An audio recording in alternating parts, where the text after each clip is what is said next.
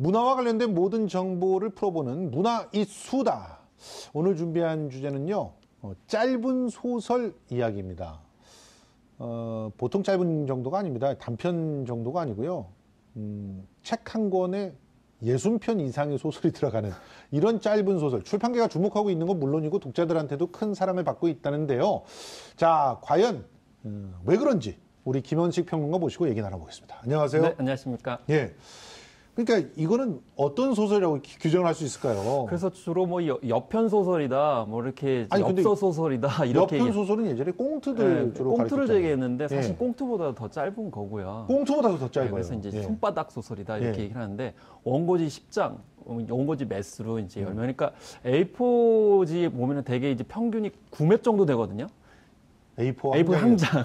원고지가 9매가 9매가 들어가요, 보통. 아, 이거 폰트 차이겠죠. 기본 설정이 우리가 흔히 많이 쓰네. 아, 기본에 예. 이게 그냥 표준화되어 있는. 그래서 예. 10장 정도면 한 장하고도 약간 넘어가는 거, 예. 몇 줄 걸치는 정도인데 그게 이제 소설이라고 이제 작품이 나오고 있는 그런 예. 상황이라는 거죠. 그래서 손바닥 소설이다 이렇게 또 얘기를 하고 있습니다. 사실 이게 우리 모바일의 어떤 환경 때문에 이런 게 유행하고 있는 거 아닐까요? 그렇습니다. 그래서 실제로 우리가 이제 소설하면은 이제 소설집을 떠올리니까요. 예. 그래서 최근에 뭐 이제 언론지상에 굉장히 많이 나왔어요. 짧은 소설에 대해서. 예. 근데 채 이제 부각이 되지 않은 게 뭐냐면 인터넷상에서 이 소설들이 또 서비스가 되고 있어요. 예. 그러니까 아무래도 스마트 모바일에 익숙한 어떤 환경이기 때문에 짧은 소설이 영향을 줬고 사실 웹소설 같은 경우에도 굉장히 짧거든요. 그렇죠. 네, 예. 그렇기 때문에 그런 면에서 이제 사실 소설이 경쟁을 해야 되거든요. 경쟁을 하려면 결국 소설도 짧아질 수밖에 없다. 예. 이런 관점에서 볼 수가 있겠고 사실 아마존에서도 이제 이런 짧은 소설들이 이제 많이 팔리고 있어요. 그렇기 예. 때문에 우리나라만이 아니고 뭐 이제 미국과 뭐 특히 이제 뭐 일본에서도 그렇고 우리나라에서도 이렇게 문단까지도 이제 진입을 했다 이렇게 이제 보는 것이 정확하겠죠. 원래 옛날에는 일본의 이 짧은 소설들이 유행을 많이 해서 네. 뭐 축소지향의 일본인 이런 거 얘기할 때 하나 예로 맞아. 그 사용되기도 했잖아요. 근데 그때 당시에는 굉장히 무시를 많이 당했어요. 맞아요. 특히나 말씀하신 것처럼 예. SF 쪽이었기 때문에 무슨 SF가 이렇게 이게 무슨 소설이냐 혹은 이제 문학작품이냐 이렇게 예. 얘기를 했었지만 사실은 이게 메시지와 전복성이 있습니다. 그러니까 맞아요. 짧지만 짧은 거 가운데 예. 반전이 딱 있어요. 완전히 딱 이렇게 예. 기승전해가지고 갑자기 예. 이제 대단에 막을 내는 그런 이 서사 구조가 강력하게 이제 임팩트를 주기 때문에 그런 점들은 사실은 이 대중문학 대중소설에서 이제 보여줄 수 있는 것이기 때문에 네. 사실 인터넷에 확산됐다는 거는 대중문화가 확산됐다는 것을 뜻하기 때문에 네. 이제 소설도 이 대중문화의 중심 속으로 들어왔고 또 문단에서도 그것을 이제 수용하지 않을 수밖에 없다. 그래서 심지어는 그런 이제 짧은 소설을 되게 신인 작가들이 주도 시도를 했었는데 이제는 주류 문단에 있는 작가들도 이제 시도를 하게 되는 그런 상황이 된 것이죠. 이렇게 되니까 이제 출판계에도 애초에 그냥 의뢰를 할 때 짧은 소설 좀 써주세요. 이런 사례들도 생겨난다면서요. 그래서 최근에 뭐 이제 관련해가지고 기존 문단에서 뭐 여러 작가들 뭐 한 12명, 13명이 모여가지고 이제 짧은 소설을 묶어가지고 이제 내는 경우도 생기고 있고요. 예.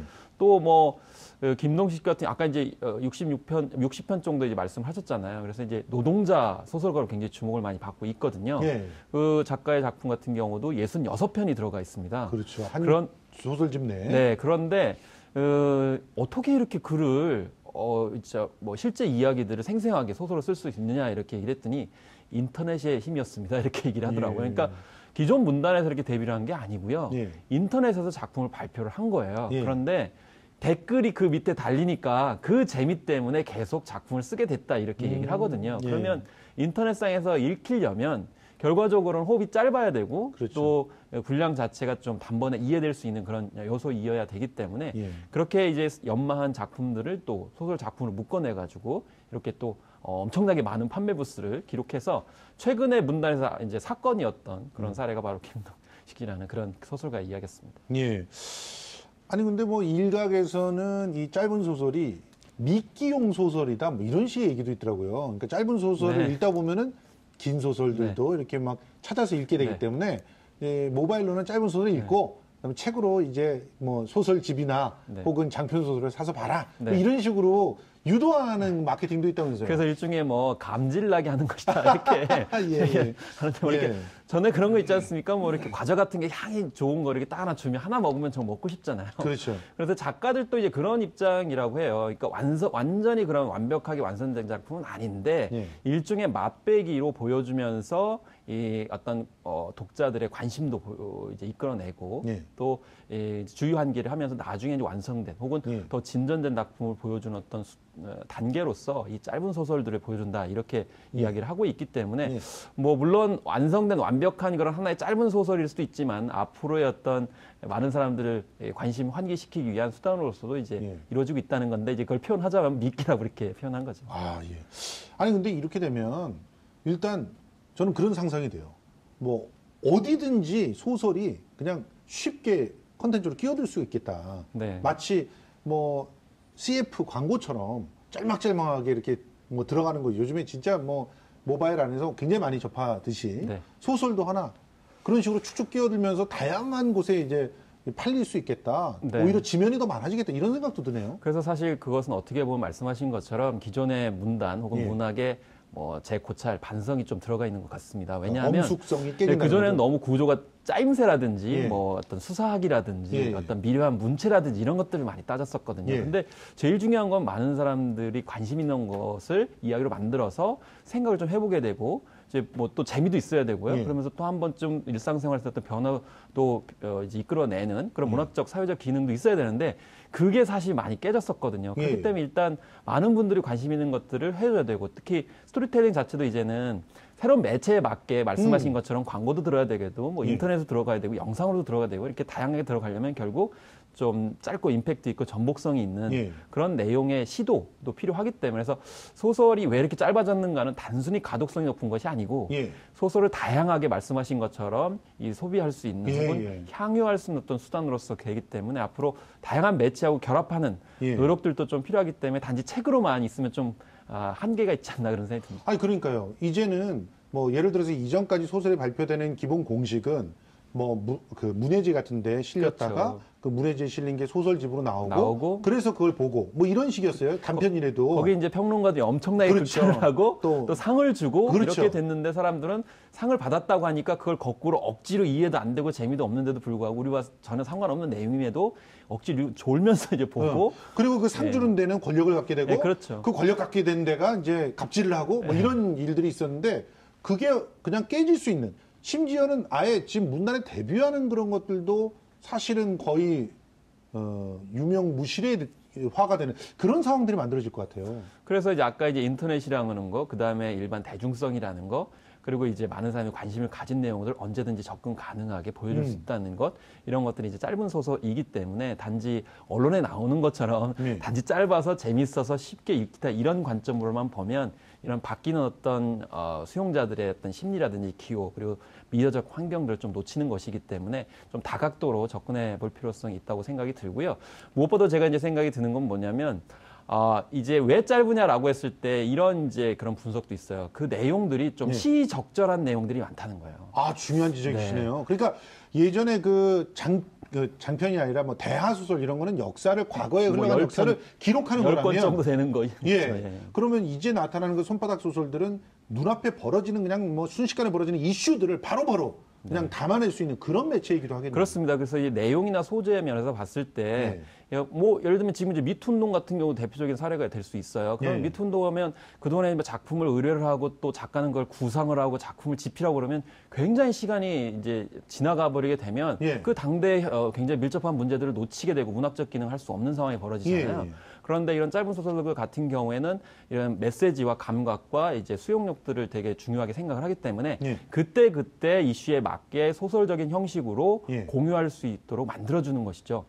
그렇기 때문에 이것도 굉장히 중요한 문학적 역할이라서 이제 이번에 이제 미투 운동에 관련해서 문단이 좀 많이 소극적이거든요. 예. 그런 면에서 봤을 때 이제 이 문학적 형식, 특히 소설적 형식으로 좀 많이 다뤄주셨으면 좋겠다라는 생각이 좀 아쉬운데 이런 잠재적인 가능성은 아직은 문단에서 많이 적극적으로 수용하지 않는 것 같고 좀 약간 미온적이지 않나 그런 생각이 좀 들기도 하네요. 아니 그게 들으면서 어떤 생각이 드냐면 본물 터지듯이 이 짧은 소설의 형태로 터져 나올 수도 있겠다는 생각이 들어요.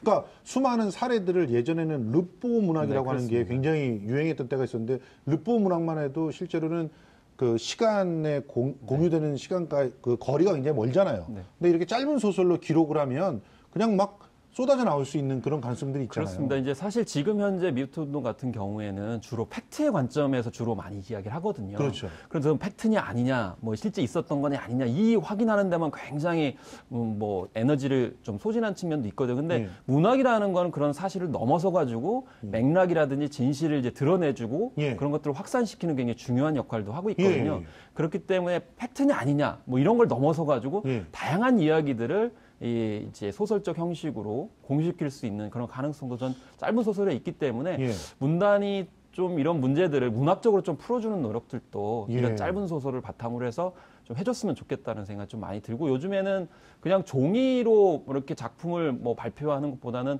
각 출판사나 뭐 이런 문예지 같은 경우도 인터넷 그 환경이 다 갖춰져 있거든요. 그렇죠. 블로그 같은데 그냥 올리면 네. 되잖아요. 그런 노력들이 좀 있어야 된다고 생각해요. 왜냐하면 예. 문학은 또 문학의 기능으로서 예. 사회적 기여를 해야 된다고 생각을 합니다. 요즘에는 무슨 앱도 있고요. 네, 그런 그래서 소설들. 또 잘 되면 그걸 예. 가지고 또 뒤에 묶어내면 되죠. 그리고 그 이런 그 선입견이 있었잖아요. 글이 짧으면 생각도 짧아진다. 그런데 지금 현재의 소설들은 말씀하신 기능을 소화하게 되면 어떻게 보면 글과 글 사이에 굉장히 그 풍성한 사유의 공간들이 마련될 것 같다는 생각이 들어요.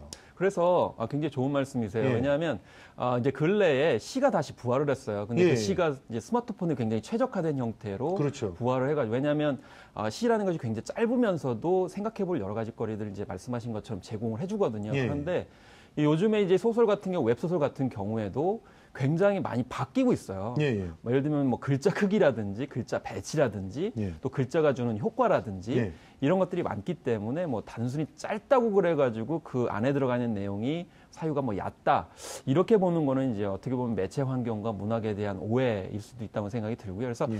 짧고 이동 간의 그 어떤 진리나 맥락들을 바로바로 전달해 줄 수 있는 형태로서 짧은 예. 소설이 많이 창작이 됐으면 좋겠다는 생각이 좀 듭니다. 예. 저는 오늘 이 얘기를 나누면서 우리 연극계 그 동료 후배들한테 네. 우리 피해 사례들을 이제 이 짧은 소설로 정리해서 한번 발표를 쭉 하면서 나중에는 그 소설집을 만들어 보는 것도 굉장히 의미 있겠다는 그런 생각이 들었습니다. 근데 그 소설집을 가지고 또 연극 작품을 또 만드시고 그렇죠. 그러시면 이 선순환이 될 거라고는 생각이 좀 맞습니다. 듭니다. 아, 그러고 보면 이 짧은 소설에 어떻게 보면은 반란, 네. 일시적이지 않을 것 같다는 네. 생각이 드네요. 그렇습니다. 그래서 짧은 소설 같은 경우 이제 뭐 아직 이제 논쟁 중에 이게 일시적이다 아니다 이렇게 얘기를 하는데 중요한 것은 이 형식이나 분량이 아니고 예. 그 안에 어떤 내용을 채울 것인가이기 예. 때문에 그래서 특히나 이제 젊은 세대들을 소설로 유입시키는 것이 굉장히 중요하거든요. 예. 그래서 그 젊은 세대들이 고민하고 있는 부분들을 적극적으로 이렇게 수용을 해시켰으면 좋겠다는 생각도 해봅니다. 네. 예. 아, 오늘은 짧은 소설 가지고 여러 가지 사유를 네. 한번 나눠봤습니다. 지금까지 김원식 문화평론가였습니다. 네, 고맙습니다. 감사합니다.